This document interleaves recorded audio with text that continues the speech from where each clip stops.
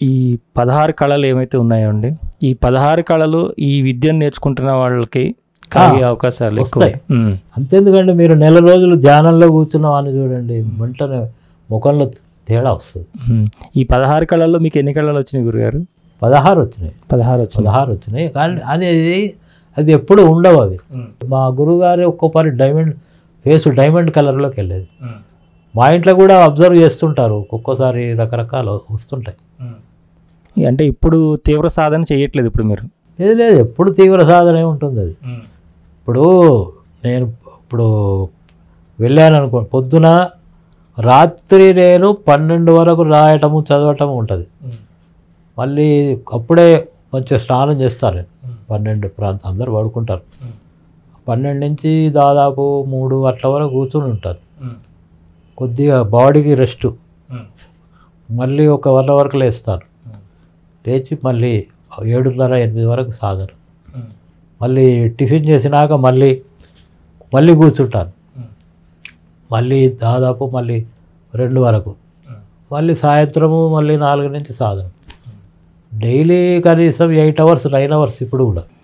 ఆ సమయంలో మీరు ఉన్న స్థితిలో మీరు ఎవరితో రమిస్తూ ఉంటారండి? అది ఎక్కువగా ఏంటంటే మనకి కొన్ని దేవత దర్శనాలు అవుతాయి. తర్వాత ప్రపంచంలో కొందరు ఇది బాగా బాధపడే వాళ్ళు కూడా కనిపిస్తారు మనకి. తర్వాత గురువు గారి దర్శనం అవుతుంది, కొందరు ఋషులు చెప్పటం. తర్వాత ఇంకా అంటే మనకు దగ్గరలో సాధ్యమయ్యే వాళ్ళు, ఎవరన్నా ఆకలితో బాధపడే వాళ్ళు కూడా అనిపిస్తారు మనకు. అట్లా నాకు దగ్గరలో కుక్క ఒకటి అరుస్తూ ఉన్నది. అది అప్పుడు ఒక బ్రెడ్ తీసుకెళ్ళి దానికి ఇచ్చాను. తృప్తిగా ఉంది. అది అనేకం వస్తుంటాయి. వివేకానంద లైఫ్ హిస్టరీలో ఉంది, ధనవంతుడు వివేకానంద స్వామి ఆహ్వానిస్తాడు, వస్తా అంటాడు. ఆయన ఎదురు చూస్తూ ఉంటాడు ఆయన కొరకు. అంతలో కుక్క వస్తుంది. ఆ కుక్క వస్తే వీడు కుక్కని గెంటి వేస్తాడు. ఆ కుక్కను గెంటి వేసుడు చూస్తూ వివేకానంద వెళ్ళిపోతాడు. ఏ స్వామీజీ, అరే నేను వచ్చినాయా నీకు తెలియదు, ఎక్కడ కుక్క రూపంలో వచ్చింది నేనే అంటాడు ఆయన. అంటే ఇది ఒక చిన్న వృత్తము 0, దాని తర్వాత పెద్ద 0, తర్వాత ఇంకా పెద్ద 0 వృత్తాలు. చిన్న వృత్తమేమో మనము వ్యక్తి, ఇంకా మనం జ్ఞానం పెరిగిన కొద్దీ విశ్వస్థితి, ఇంకా పెరిగిన కొద్దీ పరమాత్మ స్థితి అన్నమాట. నెహ్రూ గారు పోయే ముందే గురువుగారు 2 రోజుల ముందు చెప్పారు, గురువుగారు అంతటా. అట్లాగా వాళ్ళు అన్ని స్థితులు తెలుస్తుంటాయి.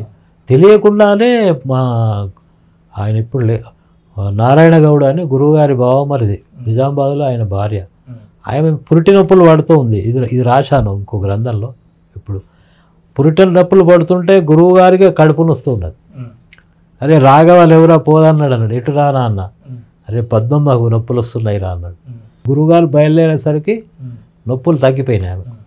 అట్లా అనేక, అంటే తన శిష్యులవి, లోకానికి సంబంధించినవి. అంతేందుకు శ్రీమాత అరవిందుల వారి చైనా వారప్పుడు ఒక బాంబు పడ్డది హిమాలయంలో. ఆమె ఏం చేసిందంటే, ఆమె చెప్తుంది అన్నమాట, ఆమె దీంట్లో ఉన్నాయి, అరవింద్ సెంటర్స్లో ఉంటాయి. ఆ బాంబు పేలకుండా ఆపేసిందట ఆమె. మన సైనికులు వెతుంటే వట్టి బాంబు దొరికింది వాళ్ళకి. యోగి, ఒక పూర్ణ యోగి పరమాత్ముడు చేసే పనులన్నీ చేయగలడు. అంటే ఈయన ద్వారా పెద్ద తేడా ఏమి ఉండదు ఇక. అట్లాగా అంటే యూనివర్సల్ సోల్, వట్టి సోల్ యూనివర్సల్ సోల్ అయితే ఉన్న బాధలన్నీ వీడు పడాలి. ఇప్పుడు అన్నీ తెలుస్తుంటే అంతటా తానే ఉంటాడు. యూనివర్సల్ సోల్ బ్రహ్మవేత్త ఇతరుల కంటే బాగా ఏడవగలడు లోకం కోసం. బ్రహ్మవేత్త ఇతరుల ప్రేమ కంటే ఎక్కువ ప్రేమను ఆయనే అందిస్తాడు.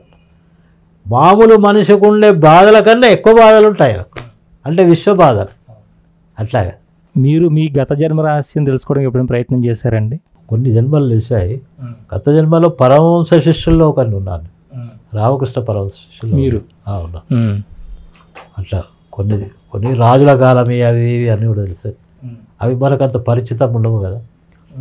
అట్లా దగ్గరలో అంటే మనకు పరమహంస శిష్యుల్లో ఒక శశి అని ఒక శిష్యుడు ఉంటాడు. అప్పుడు కూడా నా సర్వీస్ ఎక్కువ ఉండేది. అందరికి వండి పెట్టడం చేయటం అది నాకు ఇప్పటికి ఇష్టమే. ఎవరన్నా వస్తే తినిపించటము మా మనమలకు ఎక్కువ సర్వీస్ ఎక్కువ నేను ఇంపార్టెన్స్ ఇస్తాను. ఇప్పుడు పరమాత్మ జ్ఞానము తొందరగా అందదు, కానీ సర్వీస్ అందుతుంది కదా. అట్లా చాలా జన్మలు తెలిసాయి, కానీ గొప్ప జన్మ పరమాత్మనే. ఇవన్నీ ఉన్నాయి. అసలు రాజు జన్మనే ముఖ్యం కదా, అక్కడి నుంచి వచ్చినాం కాబట్టి ఇవన్నీ తెలుసు, మన ప్రమేయం లేకుండానే తెలుస్తూ ఉంటాయి మనకి. అప్పుడు మిమ్మల్ని మీరు చూసుకోగలిగారు? చూసుకోగలిగారు. పరమహంస దగ్గర పుట్టినాడు మీ పేరు ఏమన్నారండి? అది శశి అని. శశి. శశి అప్పుడు ఈ మద్రాసు రామకృష్ణ మఠానికి హెడ్ ఆయన. మరి దీంట్లో ఉంది, పుస్తకాల్లో ఉన్నాయి శశి అని.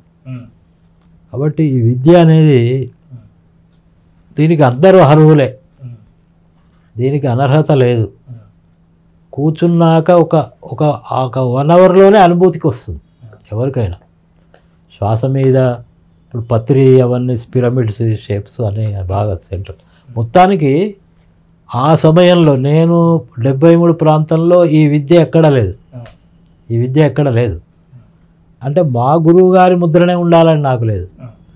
మొత్తానికి లోకంలో ఇది వ్యాపించాలి. ఇప్పుడు పత్రి వాళ్ళ కానీ మన జైనిజం ఉంది కదా, జైనిజంలో కూడా వాళ్ళు 15 days ఉంచుకుంటారు. సేమ్ ఇదే ప్రాసెస్. ఇప్పుడు ఇదే సోహమే అనాలి, బట్టి కాన్సన్ట్రేషన్ పెట్టినా సరే వాడికి ఇష్టమైన పేరు పెట్టుకుంటారు, వాడి ఇష్టం. అవునండి. మొత్తానికి గాలే కదా, శ్వాసని ప్రాణమే. ఆ రకంగా మొత్తానికి లోకంలో బాగా వ్యాప్తి చెందుతుంది. గురువుగారి దగ్గరకు పోయినాక నన్ను పిచ్చోడే అన్నారు, నన్ను ఇట్లా చూసేవాళ్ళు అందరూ. మరి బస్ స్టాండ్లో ఉంటే మా బంధువే నన్ను ఇట్లా దూరం వెనకాయ చూసుకుంటూ పోతున్నాడు. ఏమన్నా నన్ను గుర్తుపట్టినావా నువ్వు అన్నాడు ఆయన. నువ్వు వాళ్ళ నాన్న పేరు చెప్పిన కావాలని, నువ్వు పలానా కృష్ణమాచార్య కొడుకు.